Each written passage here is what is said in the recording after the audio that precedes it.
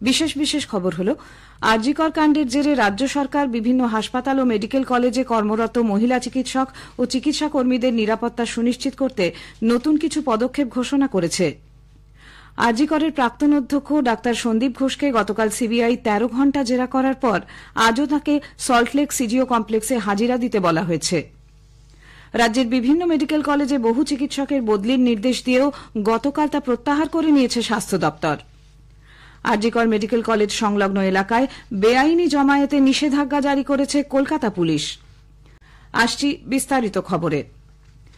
আরজিকর কাণ্ডের জেরে রাজ্য সরকার রাজ্য জুড়ে বিভিন্ন হাসপাতাল ও মেডিকেল কলেজে কর্মরত মহিলা চিকিৎসক ও চিকিৎসা কর্মীদের নিরাপত্তা এবং সুরক্ষা সুনিশ্চিত করতে বেশ কিছু পদক্ষেপ গ্রহণের সিদ্ধান্ত নিয়েছে। মুখ্যমন্ত্রী মমতা ব্যানার্জি গতকাল নবান্নে এই নিয়ে মুখ্য সচিব, স্বরাষ্ট্র সচিব, ডিজি, অর্থ সচিব, স্বাস্থ্য সচিব সহ সংশ্লিষ্ট বিভিন্ন দপ্তরের শীর্ষ আধিকারিক ও জেলা প্রশাসনের সঙ্গে ভার্চুয়াল বৈঠক করেন। পরে মুখ্যমন্ত্রীর প্রধান উপদেষ্টা আলাপন বন্দ্যোপাধ্যায় সাংবাদিকদের বলেন, রাত্তিরের সাথী নামে মহিলা স্বেচ্ছাসেবক নিয়োগের পাশাপাশি একটি মোবাইল অ্যাপ চালু করা হবে। এই অ্যাপের মাধ্যমে স্থানীয় থানায় যোগাযোগ করা যাবে বলেও তিনি জানান।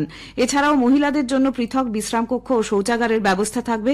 হাসপাতাল চত্বরে সিসিটিভির সঙ্গে সারা রাত পুলিশের নজরদারি থাকবে বলে তিনি জানিয়েছেন। সব ধরনের কর্মীকে পরিচয়পত্র প্রদর্শন করতে বলা হবে। মহিলা চিকিৎসকদের কাজের সময় কোনোভাবেই 12 ঘণ্টার বেশি হবে না বলে বৈঠকে সিদ্ধান্ত নেওয়া হয়েছে। খুব প্রয়োজন না হলে মহিলাদের রাতের ডিউটি থেকে অব্যাহতি দেওয়ার কথাও বলা হয়েছে। রাজ্যের সব বেসরকারি হাসপাতাল ও নার্সিংহোম কর্তৃপক্ষকে রাত্তিরের সাথী প্রোটোকল মেনে চলার জন্য অনুরোধ করা হয়েছে। কর্তব্যরত অবস্থায় পিজিটি চিকিৎসককে ধর্ষণ ও খুনের প্রতিবাদে আন্দোলনরত ডাক্তারদের নিরাপত্তা সুনিশ্চিত করতে সম্ভাব্য সব রকম পদক্ষেপ গ্রহণের আশ্বাস দিয়েছে কেন্দ্রীয় স্বাস্থ্য মন্ত্রক। বৃহত্তর জনস্বার্থে তাদের পুনরায় কাজে যোগ দেওয়ারও আহ্বান জানানো হয়েছে। রেসিডেন্ট ডাক্তারদের সংগঠন ফোর্ডা, ইন্ডিয়ান মেডিকেল অ্যাসোসিয়েশন ও দিল্লি সরকারি মেডিকেল কলেজ ও হাসপাতালের রেসিডেন্ট ডাক্তারদের সংগঠনের প্রতিনিধিরা গতকাল নতুন দিল্লিতে কেন্দ্রীয় স্বাস্থ্য ও পরিবার কল্যাণ মন্ত্রকের দপ্তরে যান। কর্মক্ষেত্রে স্বাস্থ্যকর্মীদের নিরাপত্তা ও সুরক্ষার দাবি জানান তারা। মন্ত্রক জানিয়েছে সংগঠনের প্রতিনিধিদের দাবি দাওয়া নিয়ে একটি কমিটি গঠন করা হবে। রাজ্য সরকার সহ সংশ্লিষ্ট সকলে কমিটিকে তাদের পরামর্শ দিতে পারবেন। স্বাস্থ্যকর্মীদের নিরাপত্তার উদ্দেশ্যে 26টি রাজ্য প্রয়োজনীয় আইন পাশ করেছে বলে খবর। ডেঙ্গু ও ম্যালেরিয়ার মতো রোগ বৃদ্ধি পাওয়ায় চিকিৎসকদের কাজে ফেরা খুব জরুরি বলে জানিয়েছে মন্ত্রক। উল্লেখ্য, আরজিকর কাণ্ডে ইন্ডিয়ান মেডিকেল অ্যাসোসিয়েশন আইএমএ গতকাল দেশজুড়ে 24 ঘণ্টা কর্মবিরতি পালন করে। রাজ্যের একাধিক মেডিকেল কলেজ ও হাসপাতাল ছাড়াও দেশের বিভিন্ন রাজ্যে হাসপাতালগুলিতে এর প্রভাব পড়ে। আরজিকর হাসপাতালের সদ্য প্রাক্তন অধ্যক্ষ সন্দীপ ঘোষকে প্রায় 13.5 ঘণ্টা জিজ্ঞাসাবাদ করেছে সিবিআই। গতকাল সকাল 10টা নাগাদ সল্টলেকের সিজিও কমপ্লেক্সে সিবিআই দপ্তরে যান সন্দীপ। রাত 11:15 নাগাদ তিনি সেখান থেকে বেরোন। গতকাল সকালে সন্দীপ ছাড়াও কলকাতা পুলিশের 3 কর্মীকে সিবিআই দপ্তরে ডেকে পাঠানো হয়। তাদের মধ্যে একজন আরজিকর পুলিশ ফাঁড়ির ওসি।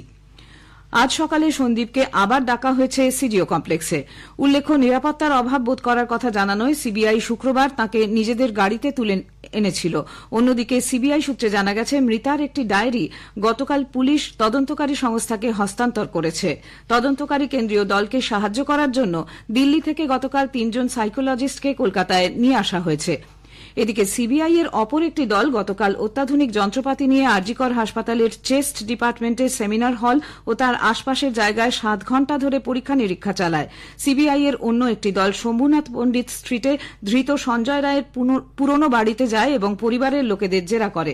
এর আগে কলকাতার সশস্ত্র পুলিশের 4th ব্যাটালিয়নের ব্যারাকেও তারা তল্লাশি চালায়। উল্লেখ্য, ঘটনার রাতে সেখানেই সঞ্জয় গিয়ে ঘুমিয়েছিল বলে খবর।